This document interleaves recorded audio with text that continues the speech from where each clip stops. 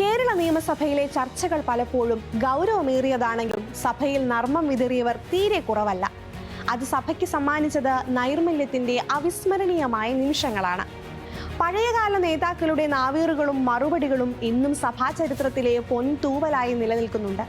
അങ്ങനെ സഭയിൽ പൊട്ടിച്ചിതറിയ ചില നർമ്മ പൂമഴയെ ഇന്നത്തെ പോൾ പോട്ട് ഓർത്തെടുക്കുകയാണ്. സ്വാഗതം. നായനാർ സഭയിൽ വിതറിയ നർമ്മത്തോളം മറ്റാരും പ്രയോഗിച്ചിട്ടുണ്ടാകില്ല.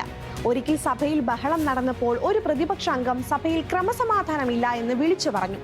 ഉടൻ നായനാരുടെ മറുപടി വന്നു, സഭയിൽ മാത്രമല്ലല്ലോ, നിങ്ങളുടെ വീട്ടിലും ക്രമസമാധാനമില്ലെന്ന് ഇന്നലെ പത്രത്തിൽ കണ്ടല്ലോ. സഭ ഒന്നടങ്കം ചിരിച്ചുപോയ നിമിഷമായിരുന്നു അത്. CH മുഹമ്മദ് കോയ സഭയിൽ ആള് രസികനായിരുന്നു. അദ്ദേഹത്തിന്റെ ഭാഷാ പ്രയോഗങ്ങളും മറുപടികളും വളരെ മൂർച്ചയുള്ളതും എന്നാൽ രസകരവുമായിരുന്നു. ഒരിക്കൽ തന്നെ പരിഹസിക്കാൻ ശ്രമിച്ച അംഗത്തോട് അദ്ദേഹം പറഞ്ഞു, വിവരമുള്ളവർ പറയുന്നത് കേൾക്കുമ്പോൾ വിവരമില്ലാത്തവർ മിണ്ടാതിരിക്കുന്നതാണ് ജനാധിപത്യത്തിന്റെ അന്തസ്സ്. മറ്റൊന്നുകൂടി പറയാം. ഒരിക്കൽ നായനാർ മുഖ്യമന്ത്രിയായിരിക്കെ സഭയിൽ പ്രസംഗിക്കുമ്പോൾ മൈക്ക് ഇടയ്ക്കിടെ തകരാറിലായി. പ്രതിപക്ഷത്തെ ഒരംഗം പരിഹസിച്ചു.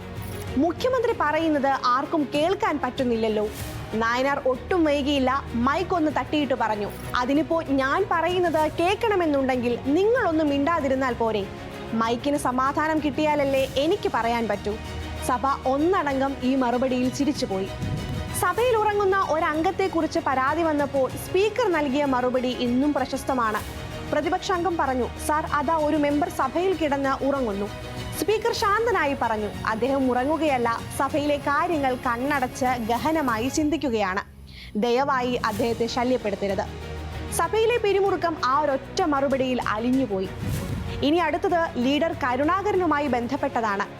കരുണാകരൻ മുഖ്യമന്ത്രിയായിരുന്നപ്പോൾ പ്രതിപക്ഷം അദ്ദേഹത്തെ അഴിമതിക്കാരൻ എന്ന് വിളിച്ച് ബഹളം വെച്ചു. അദ്ദേഹം ചിരിച്ചുകൊണ്ട് പറഞ്ഞു, ഞാൻ അഴിമതിക്കാരനാണെന്ന് നിങ്ങൾ പറയുന്നത് കേൾക്കുമ്പോൾ എനിക്ക് സന്തോഷമേ ഉള്ളൂ. കാരണം എൻ്റെ കൂടെ പണ്ടുണ്ടായിരുന്ന നിങ്ങളും ആ അഴിമതിയിൽ പങ്കാളികളായിരുന്നല്ലോ. നമ്മൾ പഴയ കൂട്ടുകാരല്ലേ. എതിരാളികളെ നിശബ്ദരാക്കാൻ ഇതിലും നല്ലൊരു ആയുധം വേറെയില്ലായിരുന്നു. വാക്കുകൾ കൊണ്ടുള്ള പയറ്റുമുറികളിൽ ചിരി പടർത്താൻ കഴിഞ്ഞ നേതാക്കൾ സഭയുടെ അലങ്കാരമായിരുന്നു. രാഷ്ട്രീയ വൈര്യം വ്യക്തിപരമായ വിദ്വേഷമായി മാറാത്ത ആ കാലഘട്ടം ജനാധിപത്യത്തിന്റെ സുവർണ കാലഘട്ടമായിരുന്നു.